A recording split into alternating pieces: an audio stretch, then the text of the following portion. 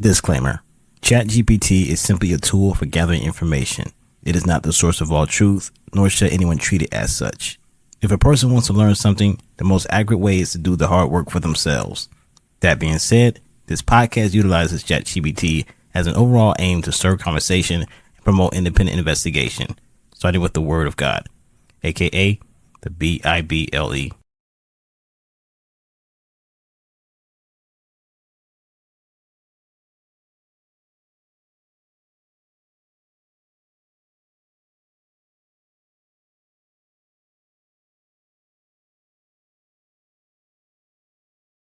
Blow it up till they throwing up, ride till they die. If the drummer pop off, then it's eye for an eye.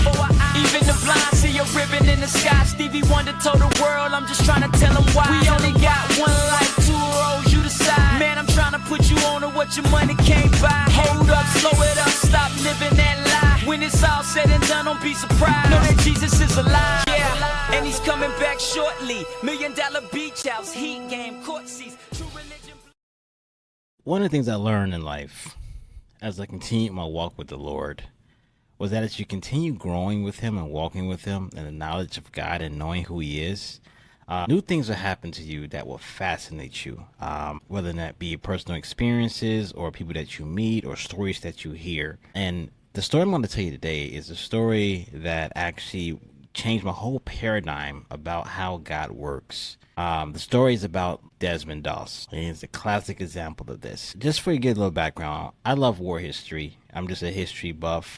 And honestly, a lot of the stuff that has happened in the past has to do with war. And my favorite war that I like to look at is World War II. Now, one thing about World War II, though, is there's different people who have become heroes in the faith when it comes to Christianity, you know, because obviously there was a lot of bloodshed, a lot of fighting, and Jesus doesn't like fighting, right? But within that, there are people who actually stand out. And some people you can think about are Dietrich Bonhoeffer and even Corrie ten Boom, you know, and then there's other people. All of these stories you hear, these heroic stories you hear in World War II. But I didn't hear much about Desmond until 2016. And I remember I went to go see Hacksaw Ridge in theaters, which came out that year. And after I watched the movie, I was actually blown away. I was blown away by the man's history, the man's story, especially since I can relate to his faith to some degree.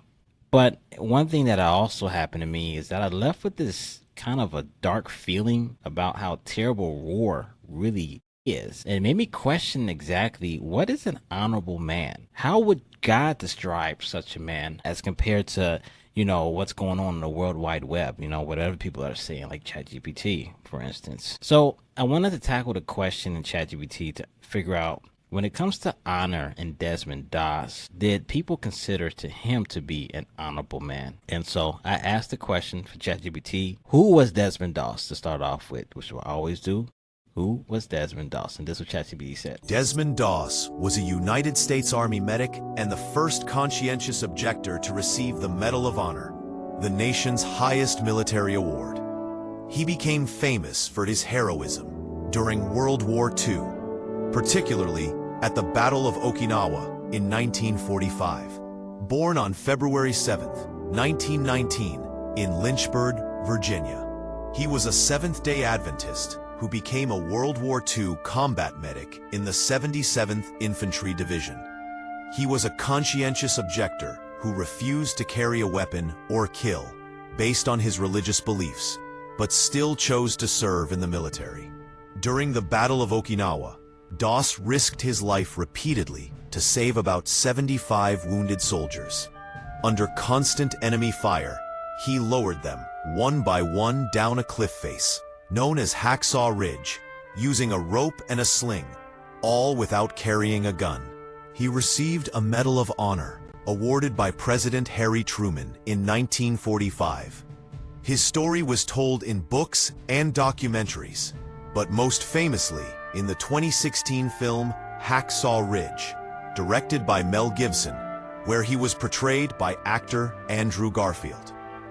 He is remembered as a hero of faith, courage, and unwavering moral conviction. So what is a conscientious objector?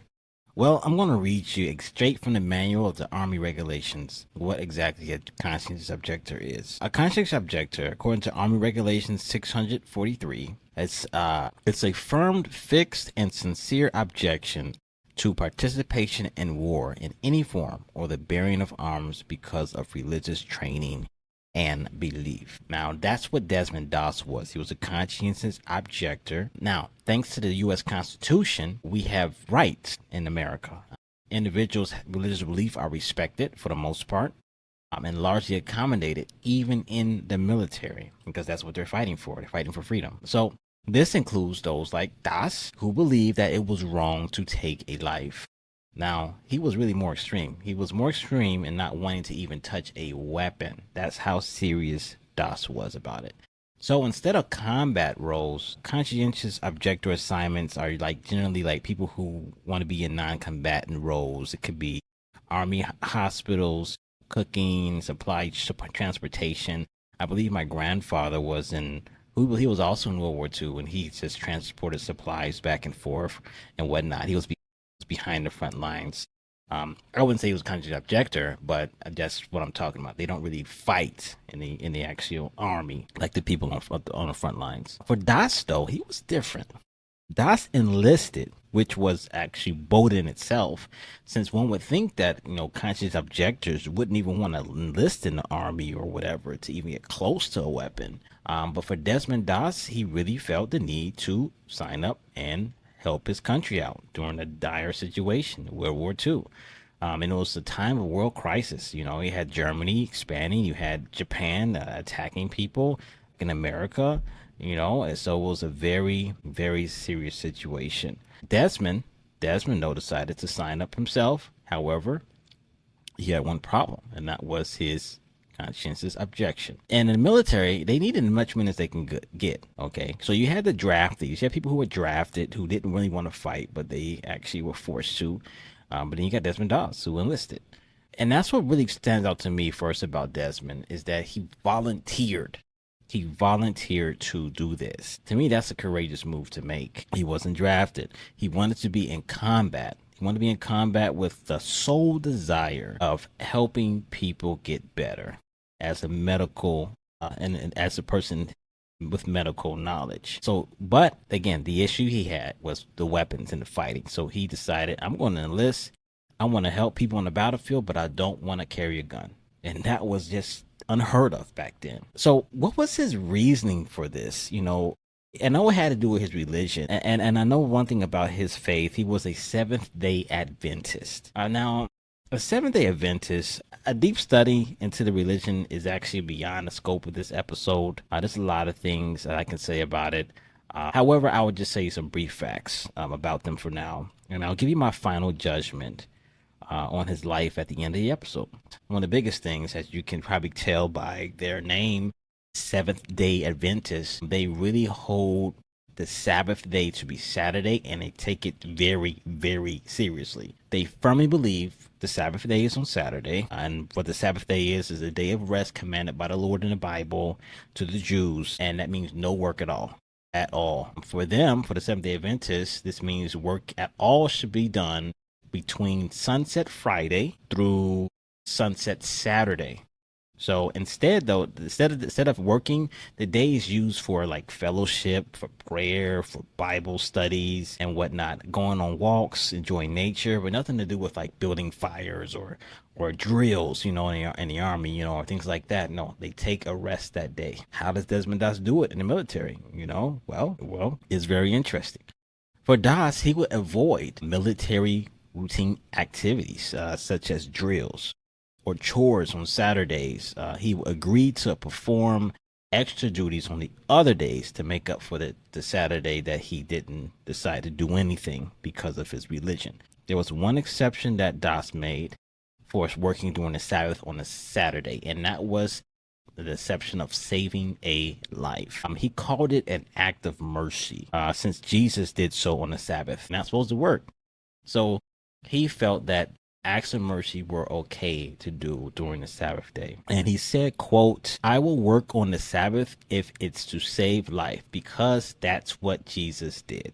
So that was his reasoning for being able to fight on Saturday, because obviously the war doesn't pause for Desmond Doss. It keeps going every single day. So if a battle was on a Sabbath day, he joined the squad. He joined the squad with the mindset of saving a life. And therefore, in his mind, he wouldn't be violating that commandment. Needless to say, he received much resentment from his division for not working when everyone else was.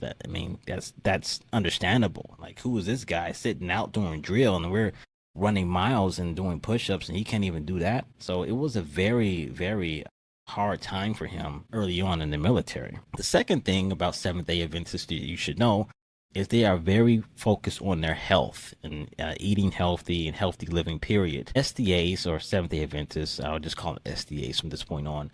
SDAs, they avoid meat that's considered to be unclean in the Old Testament, such as pork and shellfish. They also abstain from tobacco and alcohol. Doss, however, he avoided all meat whatsoever. He was a vegetarian. So, for him, he's not all about eating anything that's living, besides plants. Now, he was also a partial pacifist. So what does that mean? The third thing about SDAs you got to understand is they are partial pacifists. So the primary influencer of the religion of Seventh-day Adventists was arguably the founder, Ellen G. White. And many SDAs leaned toward pacifism because of her writings and her teachings. But mainly she was nonviolent. She was nonviolent and did not like to fight at all. And so people who were influenced by her in the SDAs felt it was good to not be violent, just like she said, and also to have a conscientious objection to any type of fight in the military. However, everybody's degrees were different when it came to practicing pacifism. In other words, what I mean by that is the official doctrine of the religion itself, there wasn't really a hard line stance. It was left open to individual conscience. For Doss, the sixth commandment, which is thou shalt not kill or murder, meant not even touching a weapon. Now, Doss had a brother, his brother Harold. Harold was also in the military at the time. He was in the Navy. However, he wasn't as extreme as Desmond was. And, he actually fought in the Navy and carried weapons. But his story, as we get more into this episode, you're going to see it just blows your mind. If you haven't seen Hacksaw Ridge, I encourage you to watch it. It's very accurate to almost a T. There's a couple of things that are off, but I will get to that in a second. But I really want to know from ChatGPT what really happened. Like, one thing about Mel Gibson movies, who made Hacksaw Ridge, he's known for his graphic portrayals of stuff. Like The Patriot, Braveheart, even The Passion of the Christ. Now, I think Passion of the Christ, side note, was very accurate because it says he was beaten beyond recognition. And that movie was I could do a whole episode on that. But anyway, but that's Mel Gibson. And Mel Gibson's all about action. He's all about getting people into the movie to the extreme. So I really want to know from ChatGPT actually, what really happened. Hacksaw Ridge is a very bloody film. It really is. And the military, and the war is actually pretty bloody. I'm sure everybody would agree with that. But it was really bloody. Yet in the film, it seems to be like this Superman type of character. Somehow he's not getting shot. He's dodging these bullets and he's saving all these people's lives. And I'm thinking, like, is this over the top? Did this really happen? No. So it was very interesting as I was watching this. Like, this can't be real. How is this a true story? I want to know exactly how did Desmond receive the Medal of Honor as the thing said. How did he receive this medal? And so I asked ChatGPT this question: how did Desmond receive the Medal of Honor? And this is what it said. On October 12th, 1945, President Harry S. Truman awarded Desmond the Medal of Honor for his heroics at the Maeda Escarpment, also known as Hacksaw Ridge, in Okinawa, Japan, between April 29th and May 21st. Of 1945. Here are some excerpts from the official citation. On April 29th, 1945, Doss's unit, the 1st Battalion, 307th Infantry, assaults the 400-foot escarpment. As intense enemy fire rains down, nearly 75 men are wounded and trapped on top of the ridge. Doss remains behind alone, under constant fire. He carries each wounded soldier to the edge of the cliff and lowers them down one by one using a rope sling system. Estimated, he saved 75 men in one night. Even Doss wasn't sure. He prayed, "Lord, help me get one more." One more. Yeah, we get one more. On May 2nd, Doss rescues a severely wounded soldier 200 yards ahead of friendly lines. He runs through open ground, under heavy rifle and mortar fire, and drags the man back to safety and treats him. 2 days later, 4 soldiers are injured near a heavily fortified Japanese cave. Doss crawls within 8 yards of the enemy to reach them. Despite grenades raining down, he dresses each man's wounds, then makes 4 trips through gunfire to carry them out one by one. On May 5th, Doss aids a wounded artillery officer under intense shelling and small arms fire. He treats the officer, moves him to cover, and administers plasma under fire. Later that day, he rescues another soldier hit near a cave. Crawling forward under enemy fire, he treats and carries him 100 yards to safety. Later on May 21st, during a night attack near Shuri, Doss stays in an exposed position, giving aid, while others take cover. He is seriously wounded in both legs by a grenade blast. He refuses to call a medic to avoid endangering anyone else. After 5 hours, litter bearers reach him. On the way back, they're caught in a tank barrage.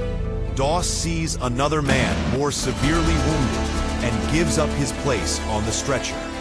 While waiting again, he is hit a second time, suffering a compound fracture in his arm. He splints his own arm with a rifle stock and crawls 300 yards to safety. The end of the Medal of Honor citation reads, "Through his outstanding bravery and unflinching determination in the face of desperately dangerous conditions, Doss saved the lives of many soldiers." His name became a symbol throughout the 77th Infantry Division for outstanding gallantry, far above and beyond the call of duty.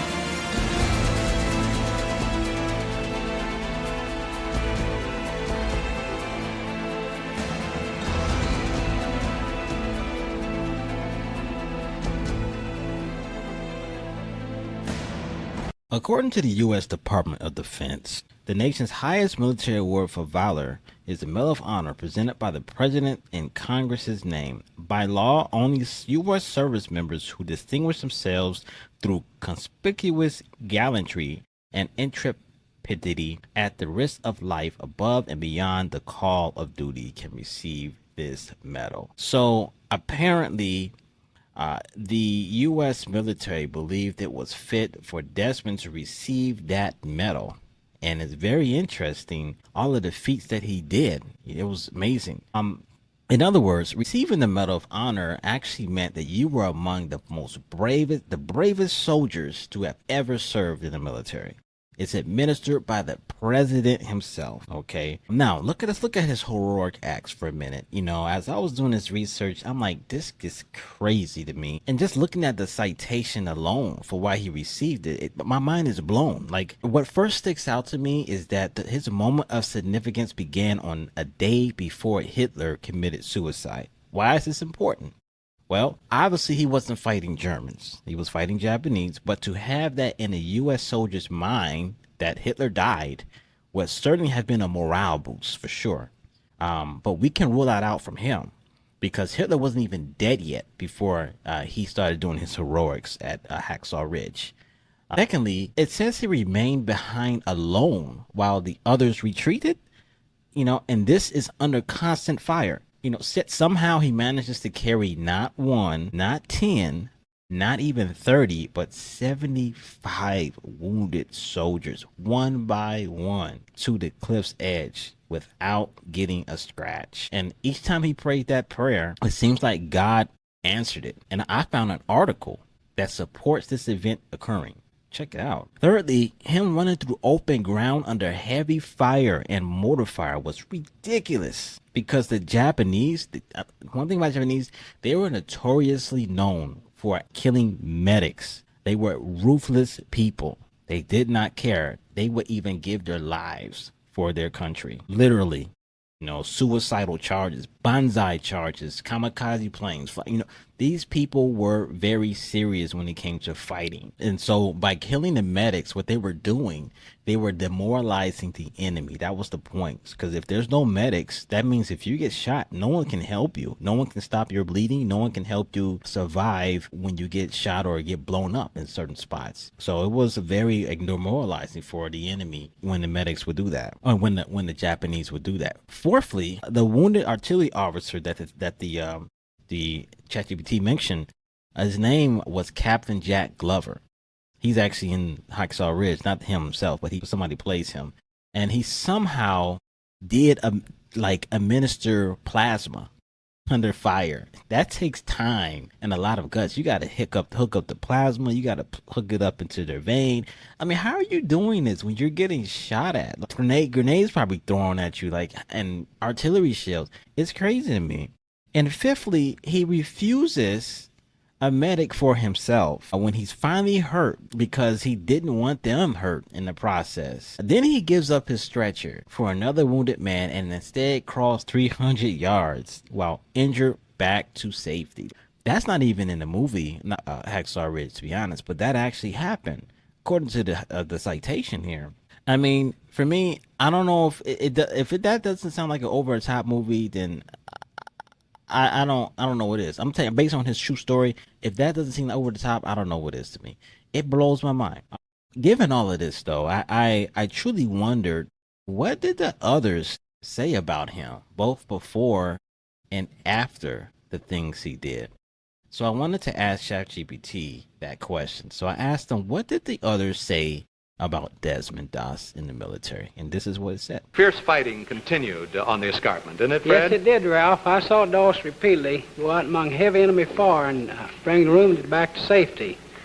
And on May the 2nd, Doss, when I was wounded in the face, you gave me a morphine shot and bandaged my head and led me back to that cargo net.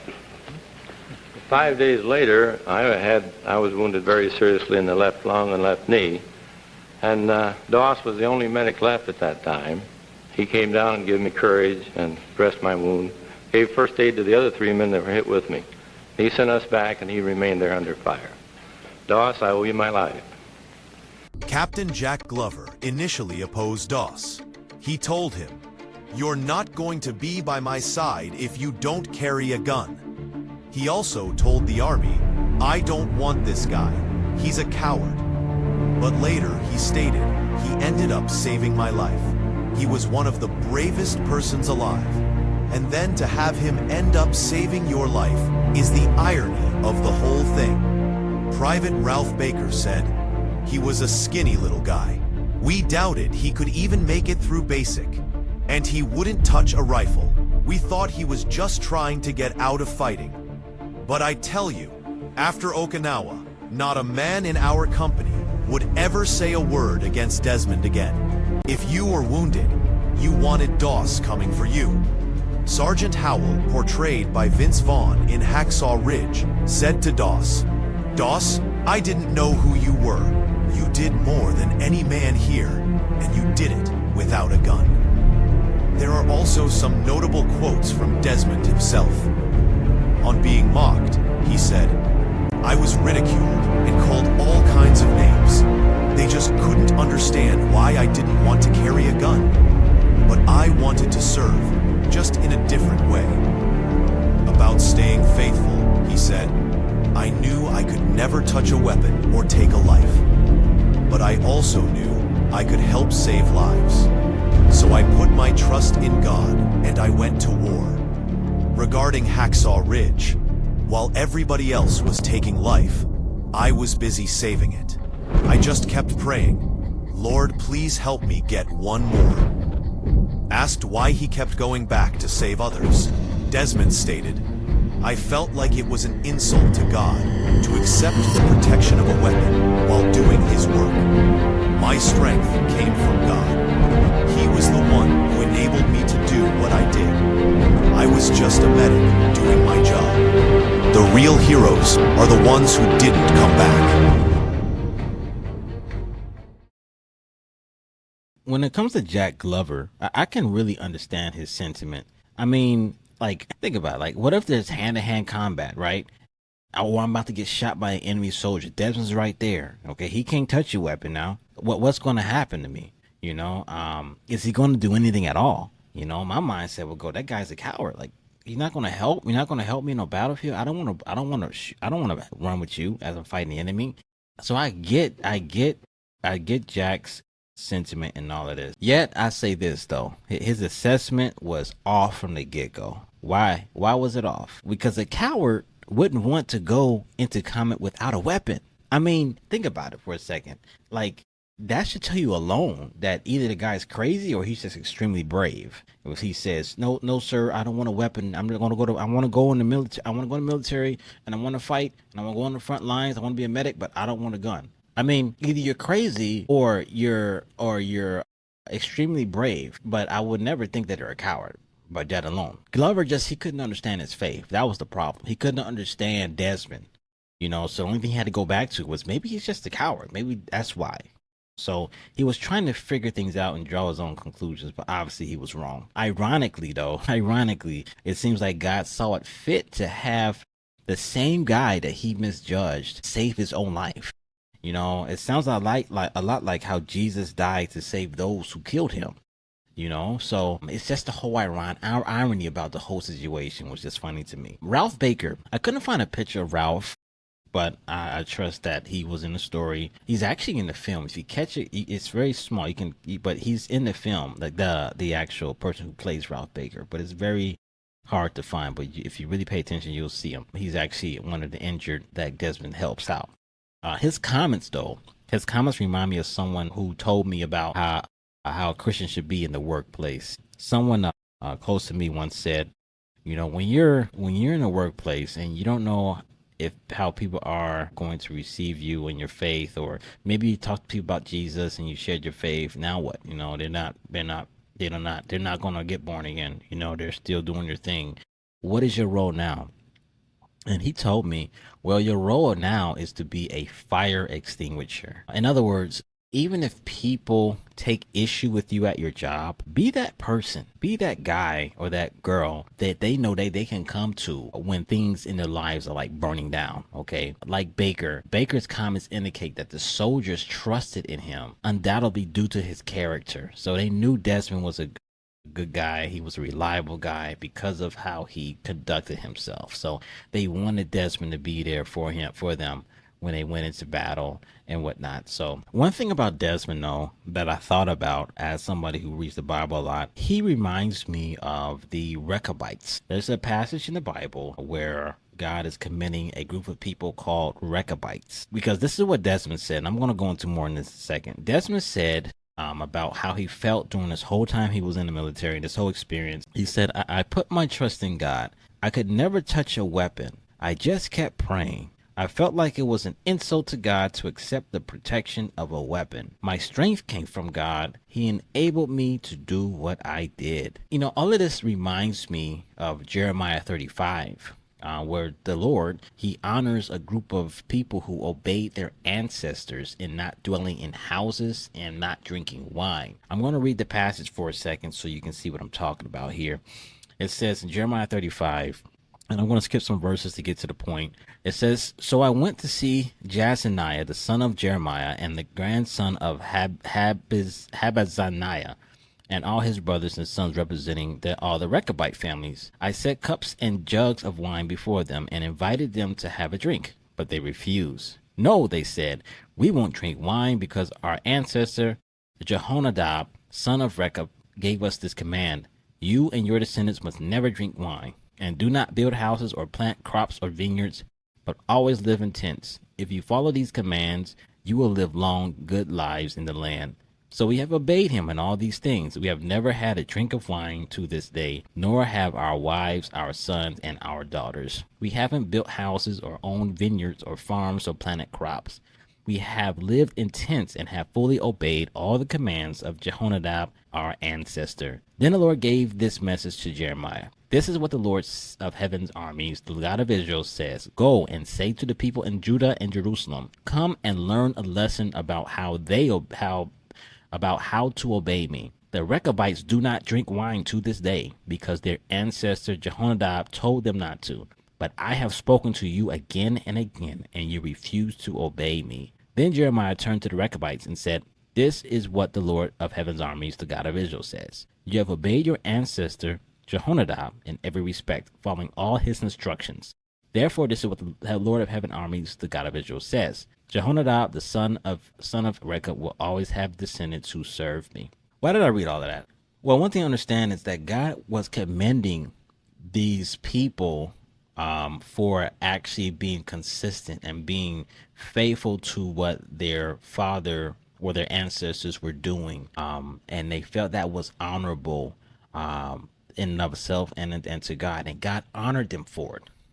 In the same way, when it comes to Desmond and his life, I really believe that God honored him for the faith that he had of not touching a weapon. There's no sin in touching a weapon. You don't even have, it's not about the weapon. It's not there's nothing wrong with a gun. But for Desmond, he really felt in his heart he cannot touch a weapon, and he stood by that. And God honored him by keeping him alive and actually giving him the Medal of Honor. That's how I see his story being. And so to me, it's very appealing in that regard. Now, there's some belief systems, and there's a belief system that I don't really agree with in a Seventh-day Adventist circle. But for Desmond and his life, I believe his story is unique because God sees his faith in all of this and how he's doing it for God. He's believing that God is being honored when he's actually keeping his end of the bargain, his word. Hacksaw Ridge, though. Let's talk about the movie itself. Now, every movie exaggerates things, right? And it's to grab an audience and,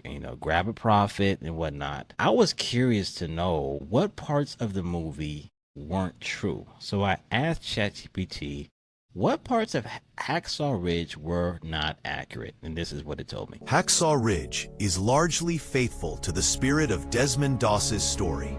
But like most historical films, it took creative liberties. Here are the key inaccuracies and dramatizations. Doss's court-martial threat was exaggerated. In the film, Doss is court-martialed and faces jail for refusing to carry a weapon. In reality, he was threatened with discharge and punished during training, but there was no formal court-martial. Military leadership misunderstood his rights, but didn't formally charge him. The timeline was condensed. In the film, his training and service all seemed to happen quickly. In reality, Doss served in Guam and Leyte, Philippines, before Okinawa. His heroism wasn't limited to Hacksaw Ridge. His relationship with Dorothy was altered. In the film, they meet in a hospital after he saves a man's life. In reality, they met at church in 1942 and corresponded before marrying in 1942. Well before his combat service. His sergeant's attitude shift was simplified. In the film, Sergeant Howell is extremely antagonistic until a sudden change of heart. In reality, Doss faced bullying from multiple sources, but his relationship with superiors evolved more gradually. What was accurate? His refusal to carry a weapon. His rescue of 75 men at Hacksaw Ridge, his unarmed courage under heavy fire, the grenade injury and broken arm, and his devotion to faith and Sabbath keeping.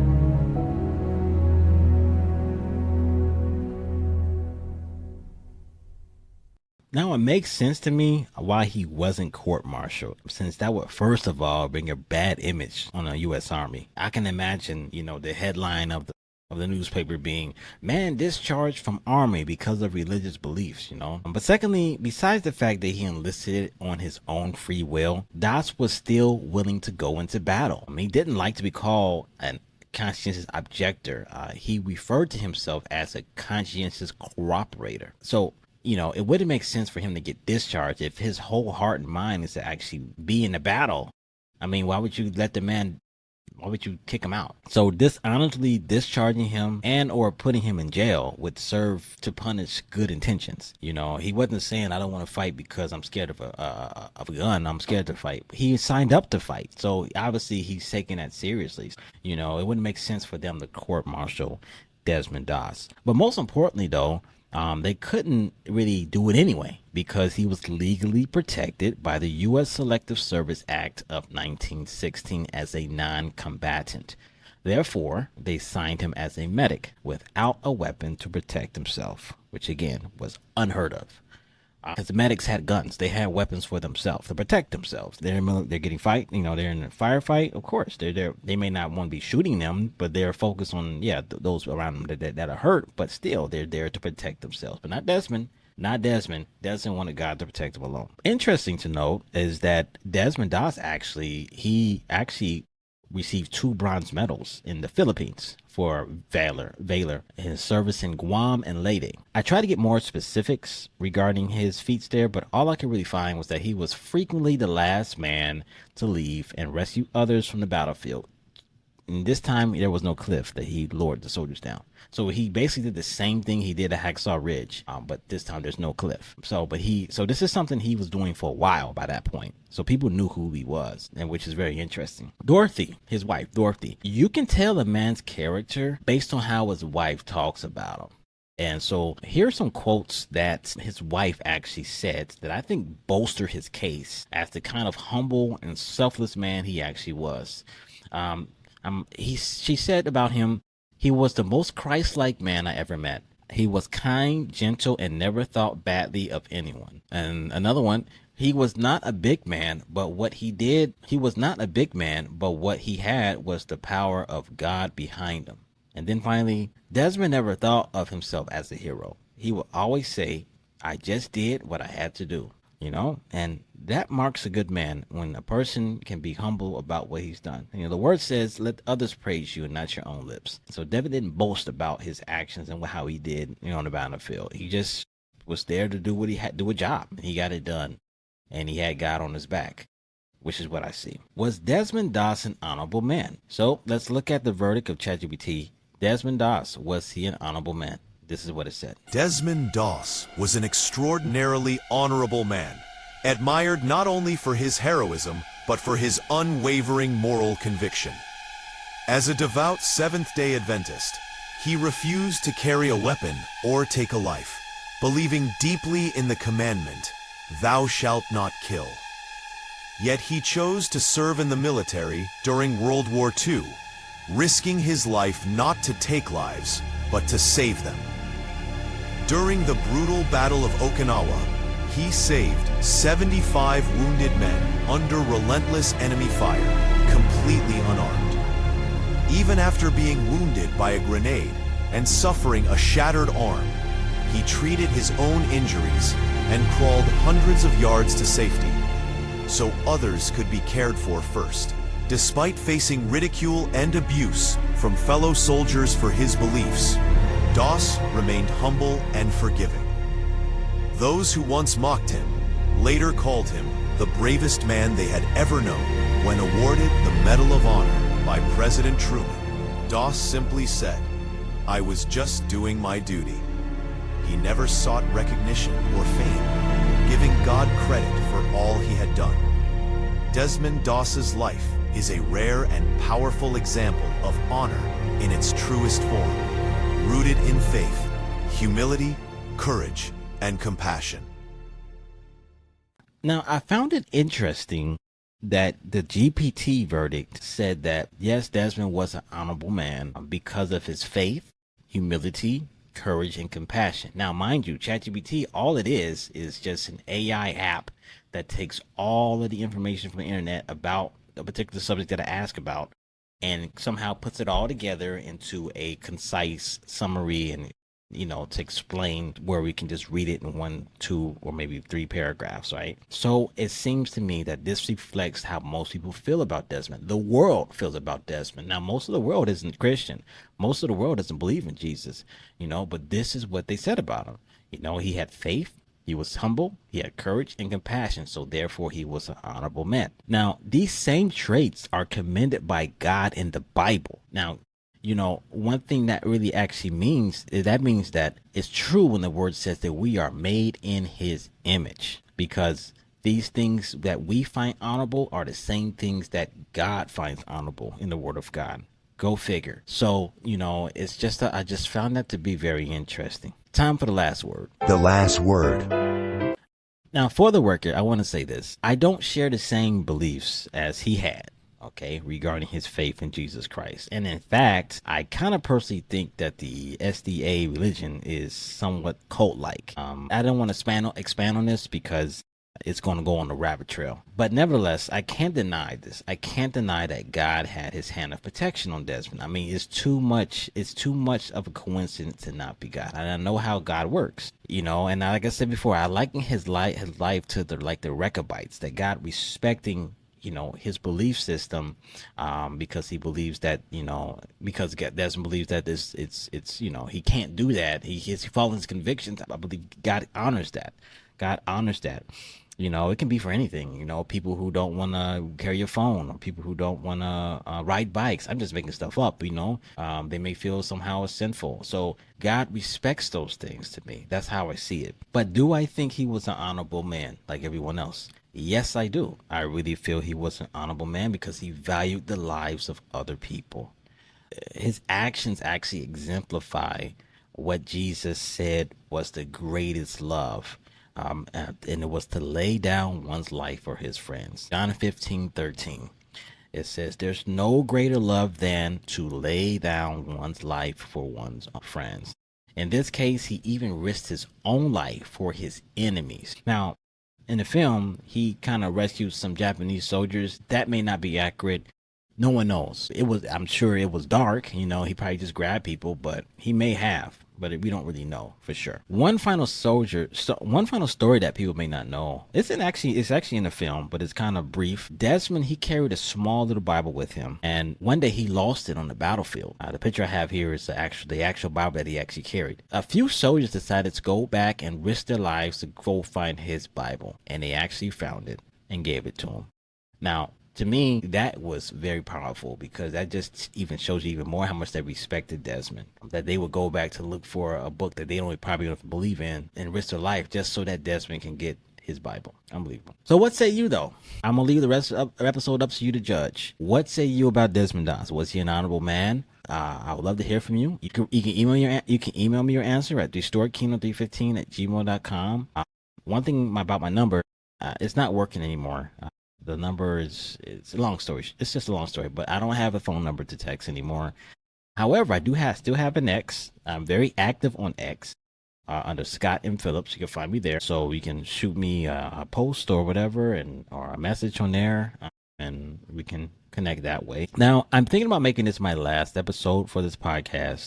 Until God says otherwise. But I may start a new one soon. I may do a new one, but I'm going to be in prayer about that and see what God wants to do with that. But I don't want to leave without actually asking you to first subscribe to my other podcast, Practical Discipleship.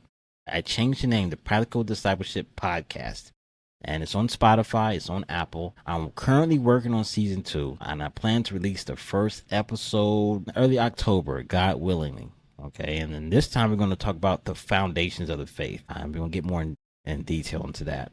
I thank you guys for those who've been watching, those who've been following this podcast. I hope you liked every episode that I put up, and I hope that you learn a lot like I have. And remember, the Bible is the ultimate source for wisdom and knowledge, not anything else, including ChatGPT. All right? God bless you guys, and thank you for watching. Deep in my heart. Put your work down deep in my heart. Let it light up my path in the dark. Pull me back when I'm going too far. No more trusting in what I could do. I'm just trusting in all that you are. Reach the finish line chasing the world. But you knew I was yours from the start. Tryna follow your plan for me.